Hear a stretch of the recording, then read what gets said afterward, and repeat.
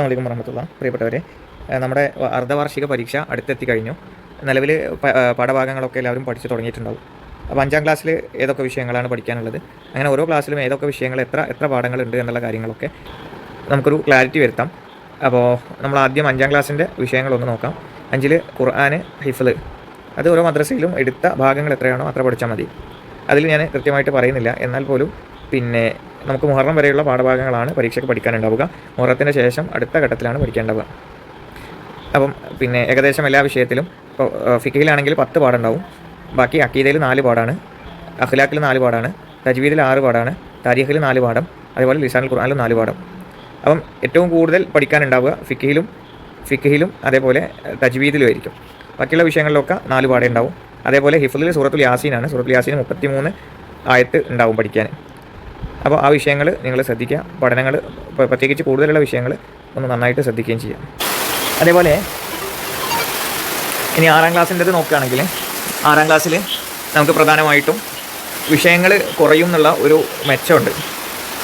അപ്പോൾ അതിൽ നമ്മൾ നോക്കുകയാണെങ്കിൽ ഖുർആനുണ്ട്, ഹിഫ്ളുണ്ട്. അത് ഞാൻ പറഞ്ഞ പോലെ ഓരോ മദ്രസയിലും ഉസ്താദുമാർ കൈകാര്യം ചെയ്യുന്ന രീതിയാണ്. എന്തായാലും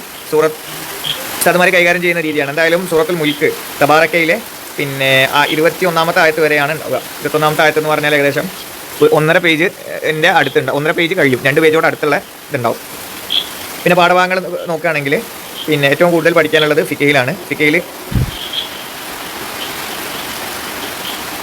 അപ്പോൾ നമ്മൾ പറഞ്ഞ പോലെ ഏറ്റവും കൂടുതൽ പാഠങ്ങൾ പഠിക്കാനുള്ളത് സ്വാഭാവികമായിട്ടും ഫിഖിലാണ്. 7 പാഠങ്ങളുള്ളത്.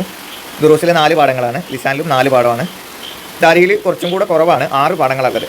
അപ്പം ഓരോ വിഷയത്തിലും 4 പാഠവും അതിൽ കൂടുതലുണ്ട്. ഏറ്റവും കൂടുതൽ പഠിക്കാനുള്ളത് ഫിഖിലും അതേപോലെ താരീഖിലുമാണ്.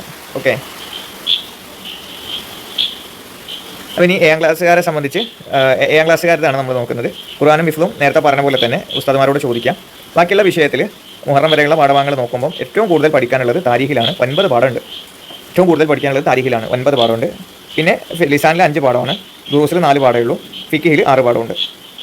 അപ്പം ഏറ്റവും കൂടുതൽ പഠിക്കാനുള്ളത് ഞാനൊന്നും കൂടെ പറയുകയാണ്, താരീഖിലാണ്. അത് കഴിഞ്ഞാൽ ഫിഖിലാണ്. ബാക്കിയുള്ള വിഷയത്തിലൊക്കെ ക്രമേണ കുറവാണ്. മറ്റു ക്ലാസ്സുകാരെ സംബന്ധിച്ച് അല്ലെങ്കിൽ അപേക്ഷിച്ച് ഏറ്റവും കൂടുതൽ വിഷയം പഠിക്കാനുള്ളത് 7ാം ക്ലാസ്സുകാർക്കാണ്. അതുകൊണ്ട് പരീക്ഷയ്ക്ക് കാത്തിരിക്കാതെ ഇപ്പോൾ തന്നെ പഠിച്ച് തുടങ്ങാം. ഓക്കെ, ഇനി 8ാം ക്ലാസ്സാണ്. 8ാം ക്ലാസ്സിൽ ഖുർആൻ, ഹിഫ്ള് നമ്മുടെ സിലബസ് പ്രകാരം ഇല്ല. പക്ഷേ ഈ പ്രാവശ്യം നിങ്ങൾക്ക് ഹിഫ്ള് ഉണ്ടാവാനുള്ള സാധ്യതയുണ്ട്. അതിന് സിലബസ് തബാറക്ക, യാസീൻ ഉൾപ്പെടെയുള്ള വിഷയങ്ങൾ പരീക്ഷയ്ക്ക് ഉണ്ടാവാനുള്ള സാധ്യത കൂടുതലാണ്. അതുകൊണ്ട് അത് നിങ്ങൾ പ്രത്യേകം ശ്രദ്ധിക്കണം. ഇനി നമുക്ക് വിഷയങ്ങൾ നോക്കുകയാണെങ്കിൽ ഫിഖിൽ നിങ്ങൾക്ക് 5 പാഠമേ പഠിക്കാനുള്ളൂ 8ാം ക്ലാസ്സിനെ സംബന്ധിച്ച്. അറബി മലയാളം വിഷയത്തിൽ നിന്ന് നിങ്ങൾ അറബിയിലേക്ക് മാറുകയാണ്. ചോദ്യോത്തരങ്ങൾ മുഴുവൻ അറബിയിലായിരിക്കും. നിങ്ങൾ എഴുതേണ്ടതും അറബിയിലാണ്. അറബി അറിയാത്തവർക്ക് അറബി മലയാളം എന്നുള്ള ഓപ്ഷൻ ഉണ്ട്. എന്നിരുന്നാൽ പോലും അറബിയാണ് കൂടുതൽ പ്രിഫർ ചെയ്യുന്നത്. അപ്പോൾ 5 പാഠം ഫിഖിൽ പഠിക്കാനുണ്ട്. ദുറൂസിൽ എല്ലാ ക്ലാസ്സിലും ദുറൂസിൽ വളരെ കുറവാണ്. പക്ഷേ 8ാം ക്ലാസ്സിൽ 6 പാഠം ദുറൂസിലുണ്ട്. ബാക്കിയുള്ള വിഷയങ്ങളിലൊക്കെ താരീഖിൽ 5 പാഠമേ ഉള്ളൂ, ലിസാനിൽ 4 പാഠവും. അപ്പോൾ ഏറ്റവും കൂടുതൽ പാഠങ്ങൾ പഠിക്കാനുള്ളത് ദുറൂസിലാണ്. പ്രത്യേകം ശ്രദ്ധിക്കുക, അറബിയിലാണ് പാഠഭാഗങ്ങളൊക്കെ വരിക, ചോദ്യോത്തരങ്ങളും അറബിയിലാണ് വരിക.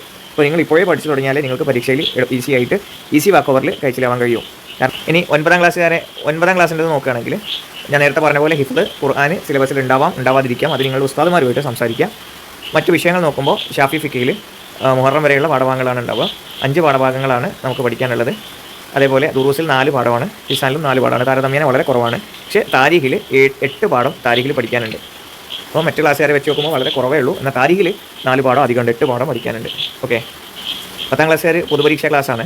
നിങ്ങൾ ഈ പഠിച്ചു വെച്ച കാര്യങ്ങൾ നിങ്ങളുടെ മനസ്സിലും ശ്രദ്ധയിലും ഉണ്ടായിരിക്കണം. കാരണം പൊതുപരീക്ഷയ്ക്ക് ഒന്നാകെയാണ് ചോദ്യം വരിക.